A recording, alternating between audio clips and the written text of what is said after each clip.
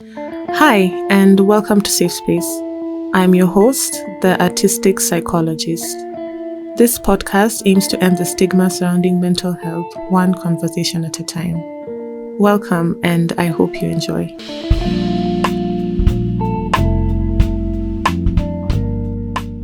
So, today I have Collins on the show. Hi, Collins. Hi. How are you doing? I'm good. How are you? I'm good. So, Collins and I are friends, and we go way back to when we were in high school, yeah? Yeah. Would it be fair to say we're friends, or? To be more than fair. Yeah, we're friends, yeah. So today Collins is here because he so graciously agreed to share with me and with you all his journey in grieving his brother who passed away just this year. And the loss of a loved one is not an easy thing to talk about for anyone. And I am so grateful that you agreed to share this story with me and my listeners. So thank you. Welcome. So how are you feeling today? I'm good. I'm upbeat, up to. Okay, so to begin, could you tell us about your late brother? How would you describe him? He was someone who was a people person. He was very friendly. He really cared for people deeply, very empathetic. And overall, I'd say he was someone different in terms of like everyone else's mindset. He had his own opinions, his own convictions, his own vision per se. Okay. And what was your relationship like? We used to connect, like we used to have like deep conversations, even though we were at different places at different times. Whenever we'd sit down, it would be something impactful. Okay. And this is your older brother? Yeah, we were 5 kids. He was the 4th one of the last one. So just before you. Yeah. Okay. What was your age difference? 6 years. Wow. Okay. And you were close even with the 6 years? Yeah. Because we were the last people in the house when everyone else started going to uni. So we had a lot of time to, the sibling rivalries in the house, struggling over the TV, watching a station. So yeah, we connected a lot. Okay. What was your favorite memory with him? Or your favorite memories with him? There was a time that I was in a bit of trouble in school, and he came through for me deeply. In high school? No, uni. First year of uni. I was in a bit of trouble. I actually got suspended from University of Nairobi. Then he was the person who came to pick me from school at the time. So more or less the advice that we talked about on the way home, I feel like that was something special. Okay. Could you tell us about the day your brother passed away? It was 8th of June this year. Yes, about how he passed. Yes, what happened? He committed suicide.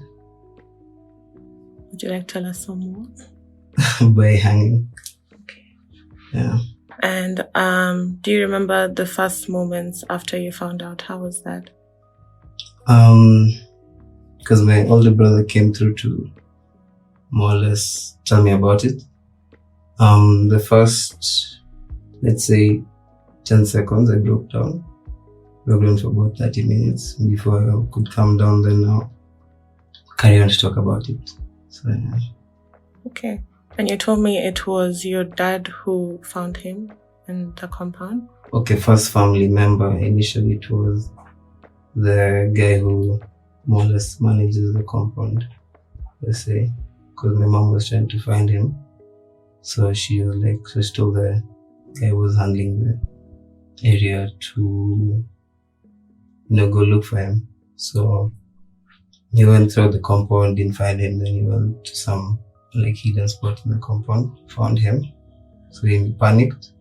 First thing he did is he gathered everyone who was working, like the gardener and stuff. Then they're like, hey, yo, it's Nikubaya. Then they tried getting a hold of my dad. They didn't tell my mom first. So my mom was still waiting for feedback. So they went, got my dad. My dad came, found him. Then they went to the police station to get cops. And then, yeah, everything. the due processes that carried on afterwards. Death by suicide tends to be a very difficult thing, because I think the people who are left are always wondering what happened. Is there something we could have seen? Was there something we missed out? Do you ever have any of those thoughts? Do you think maybe there's something you could have seen or you missed out? Or is that something you don't think about? Definitely as a family. Just even like in the period that we were more or less leading up to the burial, you could see that in the members of the family.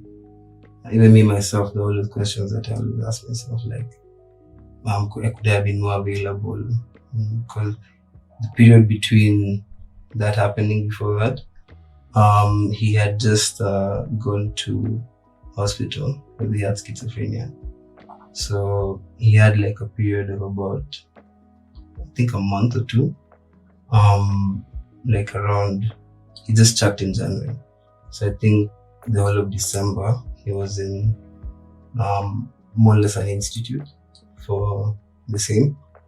And because he had an episode just before that. So now when he came back out, he was more aware. You gain a bit more insight. When you're in the schizophrenia frenzy, you don't have that much insight because you don't understand yourself. So after that period, he more or less had more insight, more awareness of what was happening or what he was going through. And I guess that contributed to his depressive state at the time because he was 31, and I think he felt very left behind in life in comparison to his peers. So now in that period afterwards, because I was now in Nai and this was happening in Kericho, I was in Nairobi. So we didn't get to talk as much. We like a phone call once earlier, and then he'd be asking for advice on a few things.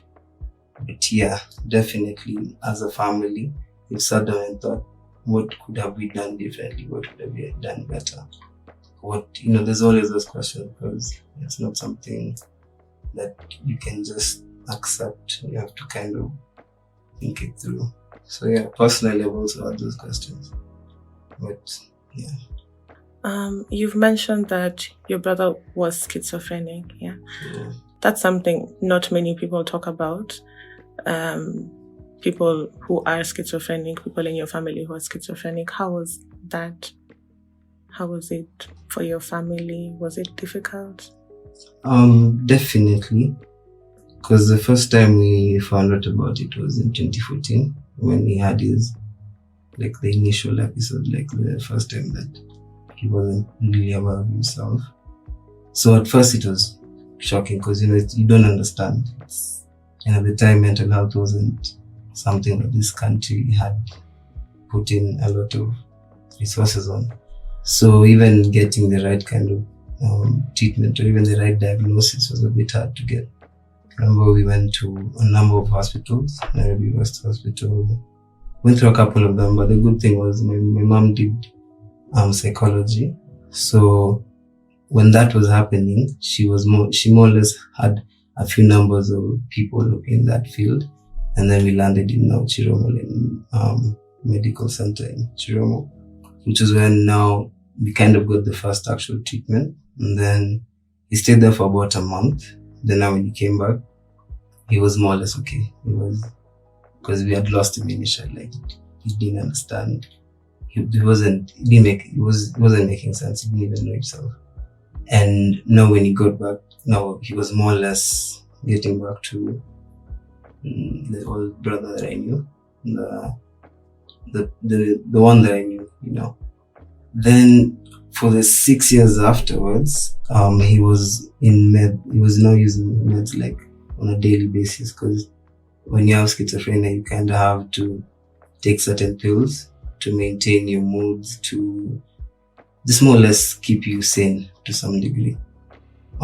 So for those 6 years, he was more or less on his meds and he kind of got better, but it's not something that can just fully go away. So with now the COVID pandemic in 2020 March, that really kind of impacted him and his mental health. And at this time, because he had been so used to his pills for like 6 years. He wasn't taking them as frequently. He could go like a month without. So there wasn't like a regular, and for these things you have to take them on a regular.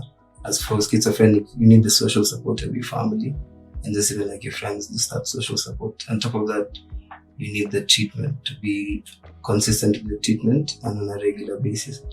So those are things that I can say we as a family as well, and also him on his part, he didn't take it as seriously.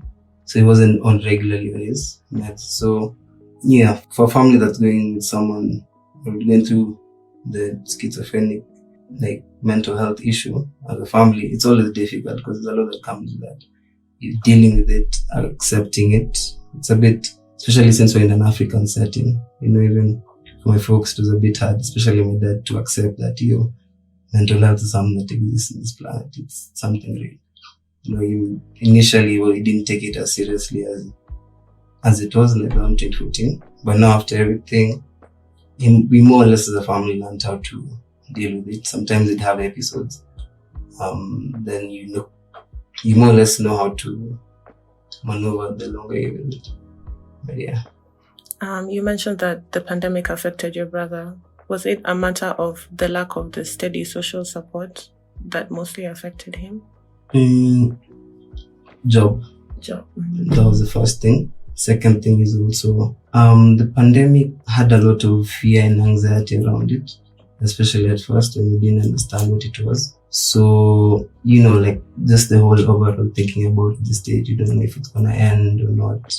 You don't know what COVID is. And for someone with mental health, I feel like that period really affected them. Even just changing the whole social pattern from you can come home anytime you want to now, 7 p.m., which was the first curfew. That routine, having to deal by yourself, deal with your thoughts. So, yeah, mostly that. It was the job aspect and also the dealing with yourself and the change in social routines. Would you say that when your brother was alive, the first time when you found out he had schizophrenia, would you say you went through a period of grieving then? Because you mentioned, or he didn't seem like your brother anymore, the way he was acting. Do you feel like in that period you went through a period of grieving who you knew your brother as, and then now he's somebody different? Okay, let me think, because I've never really thought about it. But to some degree, yeah, because it happened when I was doing KCSE. So I'd come home, I'm reading for my exams, then this is happening in the house. Then I go to school the next day, like nothing has happened. I have to go sit for an exam, like nothing has happened. And I remember I used to find myself at the exam room when I was doing my paper, and I sit back and I'm turning around, I'm looking at everyone, I'm like, and this life just goes on. My brother is going through this and life is continuing, like nothing happens. So I guess to some degree, maybe, I never really thought about it, but yeah, to some degree, I guess there was a sense of grief. The whole process it was. I remember from your last episode, you said something about denial, bargaining, anger, bargaining, acceptance, depression and acceptance. So I guess the first thing was now denial, because I was like, nah, like that makes sense. Angry to some degree, bargaining, yes. I guess, yeah, thinking back, I was going through something. Yeah, and all that and still doing KCSE. That's crazy. Yeah, to anybody who doesn't know, KCSE is our national exam, and it's crazy. That's all we're going to say about it. It's really crazy. Okay, so we are in a pandemic, yeah, and of course that's affected all of us in different ways. In what way would you say this has affected your grieving process?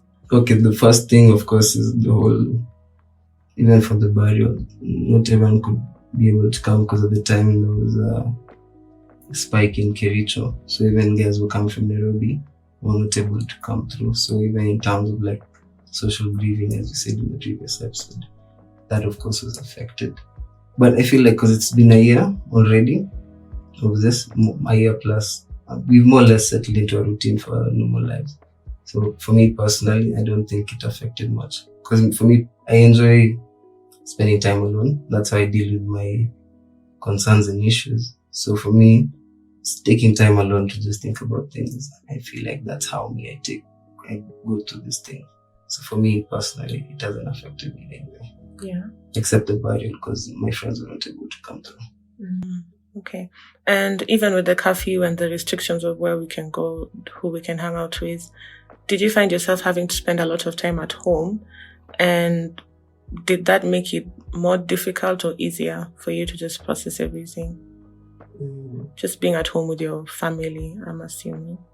No, I stay alone. Oh, you stay alone? Okay. Yeah. So, okay, for me personally, I'm always engaged in something. So most of the times, the time that I'd have to deal with these things are always after work hours. Because like most of the day, I'm running errands for a few things and that.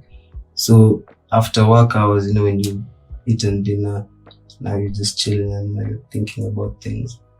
For the initial phase, like the first 3 weeks, I wasn't getting any sleep because those 3 AM thoughts, it was heavy. It was heavy. But yeah, that for me, I enjoy sitting by myself and thinking things through. So having that advantage of being able to be by myself and think things through, I think that kind of helped me process it at first, to logically think about everything that has happened, everything that led up to what had happened, and whether or not I accept it, and those kind of things. So for me personally, being alone has kind of helped me go through it. And is there anything then and now that you struggled with during this time, in your day-to-day, possibly? Like you've mentioned sleeping for 3 weeks, you're having an issue sleeping. Have you struggled with other things like eating, drinking water, just being present maybe? Yeah. Sometimes I find myself like I'm in a limbo. I'm just doing things because things need to be done, but I'm not present and in like a mental state of being somewhere else. There's an overall sense of sadness because it's really it's not job. When you lose someone, it's final. So yeah, to some degree, sometimes I'd just be doing things because things need to be done and performance has to be met, performance targets rather. But for my own self, yeah, just that frenzy, sometimes. Sometimes when people lose someone or something, you find that we get lost in something else to help us cope, yeah. So it could be that somebody starts eating more, maybe that makes them feel better. Somebody could start reading more books, maybe that makes them feel better, or drinking more alcohol. Have you found yourself struggling with any of those? The first 3 weeks, I was drunk every day. Because I couldn't sleep, I'd drink until I pass out for like 3 weeks straight. That was now when I was now lost for it. But now I took a break for like a whole month and I was more or less okay.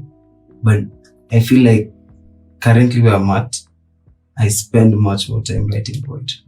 Like, I don't often get the words to say things, but if I'm writing it down in like a poetic form, I feel lighter afterwards. Like I'd be lost, like my thoughts are everywhere. Then if I write about it, at the end of it, I feel more relieved. So for now, those are the 2 things that I was more or less using to cope with everything. But yeah, of course, the drinking to process things, that was the main thing actually. It has been actually. To some degree, now it's like once a week. Okay. So is it something you're still struggling with now, or is it better? Struggling by choice. Struggling by choice? Struggling by choice. When things get heavy, I drink. When things get too heavy, when the emotions are too much. But I try not to, because at the end of the day, some things need to be done, work needs to get done. Okay. In the last episode, you listened to the last episode, but in the last episode, one of the professionals were with Leila, and both Leila and Gloria mentioned how the way men grieve tends to be different, yeah. Mostly because society doesn't really allow men to grieve the way women would. So you'll find many times men avoiding the grief or throwing themselves into work. Do you feel like just in your family or in society, there's room for you to grieve as you would like? Or do you find that it's easier for you to focus on other things like work and working on projects and pushing the grief aside? yeah, ideally, I'd be doing a lot of work to avoid what had happened. Like I'd really engage myself in activity just so that my mind can be still. So that's what I'm saying. Like after work hours, when I was dealing with these things, once you close the door and everyone is outside and it's just you and yourself in your room, those are the times that I'd be thinking about everything. But yeah, to some degree, I feel like men, or rather, it's just how we've been socialized. It's not easy, or it's not. We've been kind of taught that it's not that okay. It's okay now, the world we live in, but we've been taught that it's not that okay to show certain emotions, feel a certain type of way. So sometimes we try hide that, and we try not think about it. So yeah, to some degree, yeah, I feel like men grieve differently, definitely. Even looking at how my dad and my mom handled it, two different responses. Do you wish it was different? Nah. No? Why not? Okay. I guess it's like a logical thought process. Like just doing something instead of thinking about it. Because I break down at night mostly when I'm by myself, and I like engaging in activity, like doing something till you finish it and then you see a result. That's a bit rewarding. I guess the chase of your to-do list, check. Like I feel like that kind of helps forget this other side, the painful side. And what or who has been helping you through this journey? I guess friends, to some degree, like at least the closest friends that I can tell about what happened, and they're always there, always available. Yeah, because sometimes, like I told you, I like dealing with these things alone, but sometimes when it gets too much, it's always nice to have that someone that you can just spend time with. We don't need to talk about it. We just need to, just exist together. That's because human beings are social beings. So just having those friends that I can call them, like, you just need someone to talk to. Let's just talk. Can you meet up? Let's just chill. Let's just go for a walk. Something simple like that. So friends are really, really, I think that's it. Yeah. That's really important. I think whenever anybody is going through any hard time, just the social support helps a lot. And I think for many people, that's what the pandemic has taken away, because in many places, I think many people don't have that access to the social support. Like you said, at least you can call your friends and be like, let's go for a walk, or let's do this or the other. But sometimes, for example, if somebody is stuck in another country and you can't come back home and something like that happens, then you're by yourself, and that makes it way harder. So that's a blessing. I'm glad you have that. Yeah. And you should mention that my sister is in Italy. So she came back for like 3 weeks, but now she's going back. But yeah, out of my siblings, I feel like for her, it really affects her a lot. She calls me often. She breaks down a lot. Yeah, it's a bit hard. It's still fresh. 3 months, still fresh. Yeah. Still a healing wound. Did she manage to come for the burial? Yeah, she did. She stopped everything. She came through. She helped with everything. Because the whole process, I feel like, initially I didn't have time to grieve actually, because you're in the process, you're planning everything, the arrangement, so like the burial, the funeral, everything. So that was the time whereby we were doing everything. Then once we buried my bro, now once everyone started going, it was just us in the house, and so now guys started breaking down for real. But it helped that we were together, as the siblings were left. We kind of became a bit closer. So there's an overall light to this. Like, it's not just dark. Like, I guess the bond we created over this, we're a bit more closer now. We talk more. So there's a bit of light. But for her, when she went back, now she's just with the husband. So I guess sometimes it affects her a lot. Yeah. Okay.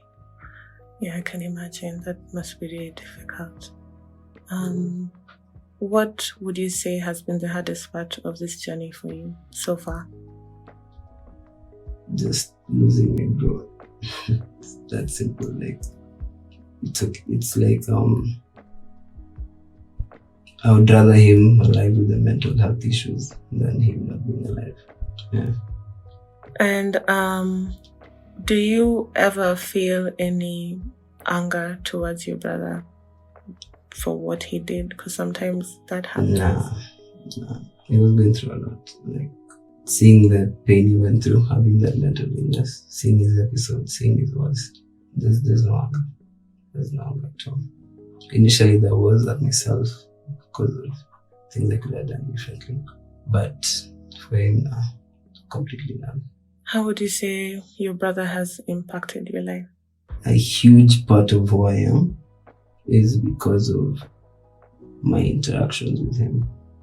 Like, because he was 6 years older than me, I mostly spent time with people who were more or less older than me growing up.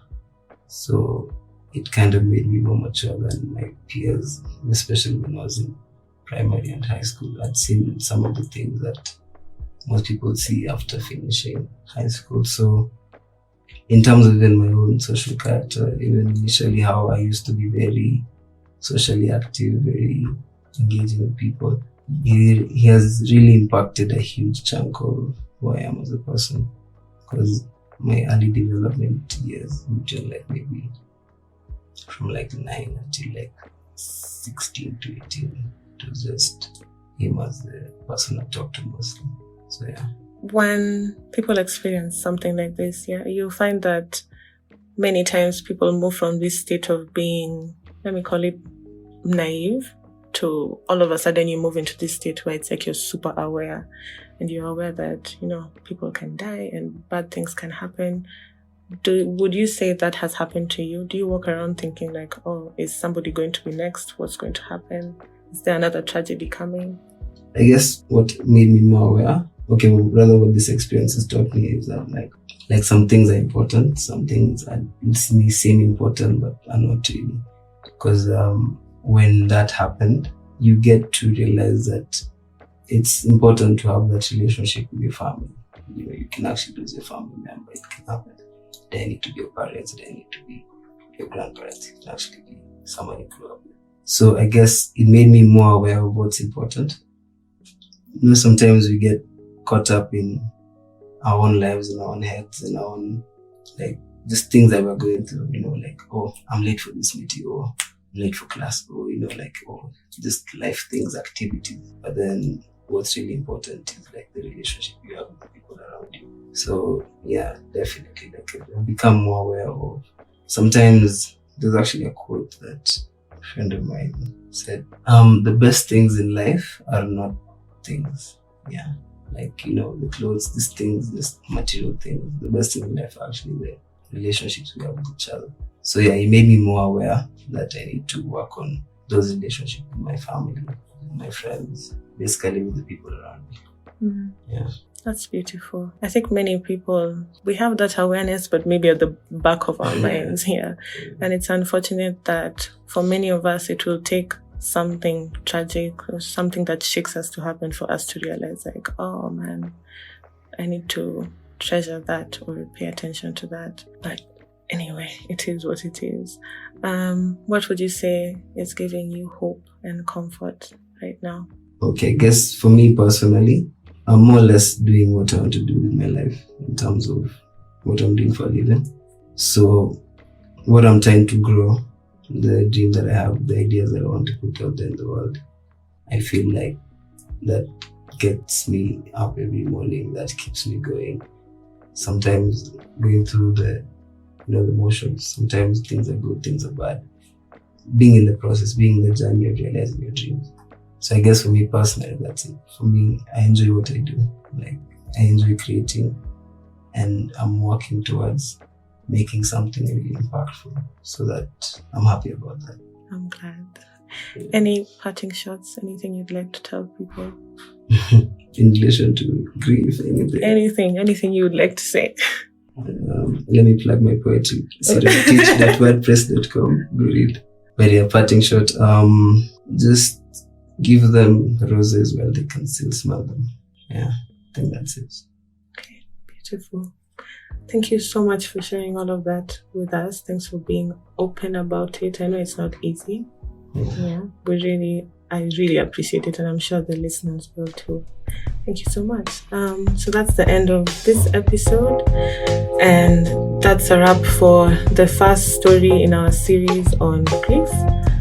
Tune in to listen to other stories that we'll be having coming up soon. Thanks for listening.